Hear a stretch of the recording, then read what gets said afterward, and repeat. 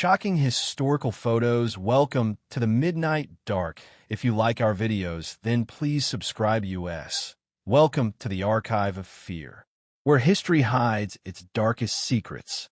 They say a picture is worth 1,000 words, but some pictures are worth 1,000 screams. Tonight, I will show you 10 photographs that never made it to your history books. Images that were locked away because they carried more than just memories. They carried something alive. The first image was a simple family portrait taken in 1892. A mother, father, 2 children. But in the corner of the photo stood a shadow, tall, thin, featureless. The family died a week later. All 4, their bodies found in the basement with the same shadow burnt into the wall.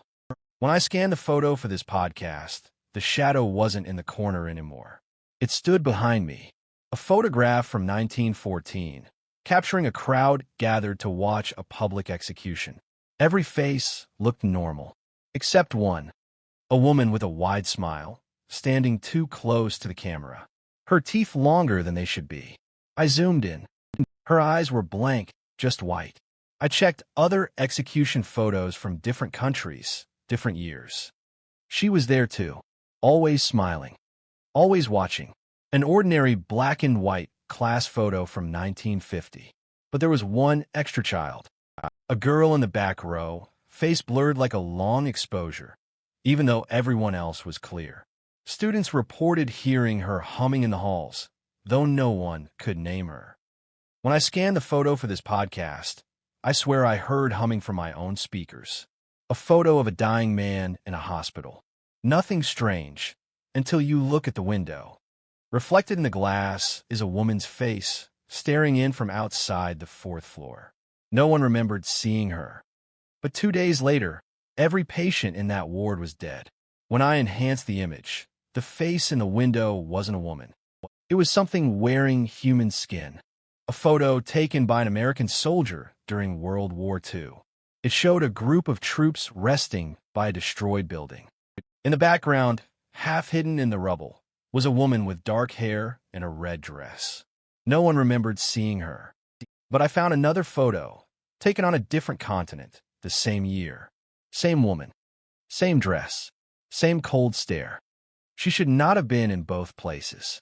When I studied the photo closely, her eyes moved. They turned to look at me.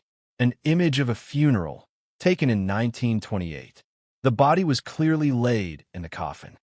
But when the photo was developed, the face of the dead was smiling. His teeth were sharp. His eyes were open. Family members swore the body never looked like that in the room. I scanned it for this podcast, and my computer crashed. When I turned it back on, the photo was still on the screen. Only this time, the smiling face was mine. There was a small schoolhouse that burned down in 1912. Dozens of children died. A photographer captured the aftermath: smoke, ashes, charred wood.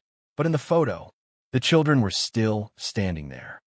Burned, blackened, faces melted, and behind them, a woman in red held their hands. I swear I heard children laughing while I read the caption. And when I looked at the photo again, the woman in red was gone. Until I saw her reflection in my screen, standing behind me. I tried to organize the photos into a digital archive, but when I opened the folder, the files had renamed themselves. Instead of dates and titles, they now had names. My name, my family's names, and one photo I didn't recognize. A snapshot of me, sitting here, recording this very podcast. I checked the room. I'm alone.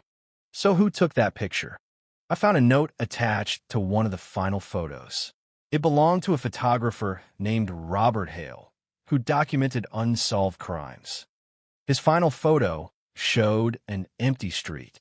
But when I enlarged it, there she was again, the woman in red, standing under a lamppost.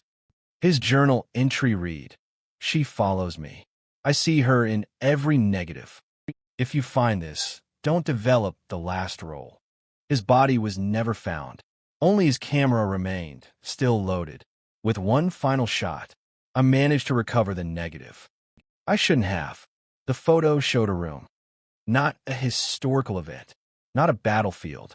It was my room, my desk, my microphone, and behind me, she stood, smiling. I never took that photo, but it exists. It was taken decades before I was born. After that, every photo began to change. The family portrait? Now, the shadow stands behind me. The execution crowd? The smiling woman's face is my face. The classroom? The blurred girl now sits in my chair. The past is being replaced by my present. She is using the archive to erase me and put herself in my place. I was going to end this podcast, delete everything. But when I turned on my camera just now, there was already a file waiting. It's called final_portrait.jpg. I opened it. It's a photo of you.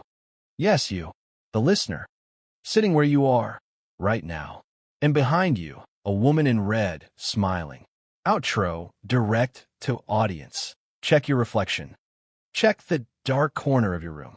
If you see her, it's too late. Because every listener adds another photo to her collection. And now, she has yours.